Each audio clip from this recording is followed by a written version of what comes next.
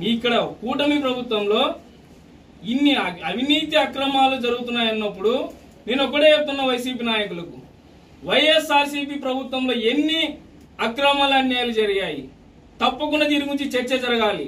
ఆళ్లగడ్డ నియోజకవర్గంలో వాస్తవాలు ప్రజలకు తెలియడానికి మేము కూటమి ప్రభుత్వం తరఫున వైసీపీ నాయకులతో చర్చకు ఎక్కడికైనా రావడానికి సిద్ధంగా ఉన్నారని కూడా తెలియజేస్తున్నాను. ఇంకొకటి చెప్తారు వైసీపీ నాయకులు, ఇంకొకరు పవన్ కళ్యాణ్ గారు ఆ రోజు కూటమి ప్రభుత్వంలో ఉండి ఆ రోజు మాట ఇచ్చారు, ఏదన్నా జరిగితే నేను ప్రజలకు అండగా ఉంటా అన్నాడు. 100% పవన్ కళ్యాణ్ గారు కూటమి ప్రభుత్వానికి ఏదైతే నారా చంద్రబాబు నాయుడు గారి మీద నమ్మకంతో, లోకేష్ గారి నమ్మకంతో అలయన్స్ ఏదైతే మేము ఉన్నామో తప్పకుండా వాడిని ఫుల్ఫిల్ చేసే బాధ్యత పవన్ కళ్యాణ్ గారు కూడా తీసుకుంటారని తెలియజేస్తున్నాను. పవన్ కళ్యాణ్ ఇంకొకటి మాట్లాడారు, పవన్ కళ్యాణ్ గారు డిప్యూటీ సీఎం పదవి పోతుంది, నారా లోకేష్ గారు ఆయన కూడా డిప్యూటీ సీఎం కావాలని అంటున్నారు.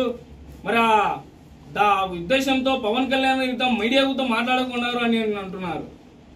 ఒక కుటుంబంలో మన ఇంట్లో కుటుంబంలోనే సమస్యలు ఉంటాయి చిన్నపాటి, అలాంటిది బీజేపీ, జనసేన, టీడీపీ ఉమ్మడి 3 కుటుంబాల మధ్యలో చిన్నపాటి ఇవన్నీ వైసీపీ నాయకులకు భూతత్వంలో చూపిస్తూ కూటమి విచ్ఛిన్నం చేయడానికి ఈరోజు వైసీపీ నాయకులు మాట్లాడుతున్నారని తెలియజేస్తున్నాను.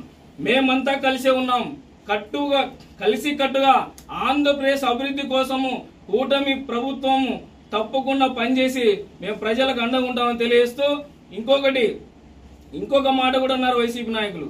పవన్ కళ్యాణ్ గారు ఆళ్లగడ్డలో మద్యము బెల్ట్ షాపులు ఎక్కువైపోయినాయి, మీకు ఆళ్లగడ్డకు వచ్చి చూసే దమ్ము ధైర్యం ఉందా అన్నారు. ఒకటే చెప్తున్నాను, పవన్ కళ్యాణ్ గారు పదవుల కోసమో ఆరాటపడే వ్యక్తి కాదు, రాష్ట్ర శ్రేయస్సు కోసం ఒకటే చెప్పారు అసెంబ్లీలో. నారా చంద్రబాబు నాయుడు గారు 1 దశాబ్దం పాటు ముఖ్యమంత్రిగా చూడాలని కోరుకుంటున్న వ్యక్తి పవన్ కళ్యాణ్ గారిని తెలియజేస్తున్నాను. పదవుల కోసం ఆరాటపడి మీలాగా నానాక గడ్డి తినే రకం కాదాయన. కేవలం విలువలతో కూడిన రాజకీయాలు చేయాలి.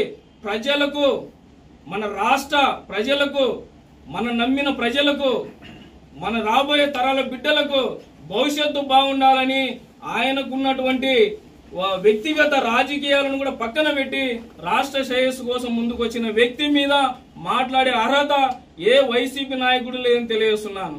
మీరు ఒకవేళ పవన్ కళ్యాణ్ గారు ఆళ్లగడ్డకు వస్తే మీకు రాబోయే రోజుల్లో 2029లో డిపాజిట్లు కూడా రావని కూడా నేను తెలియజేస్తూ వైసీపీ నాకు తెలియజేస్తున్నాను. Thank you.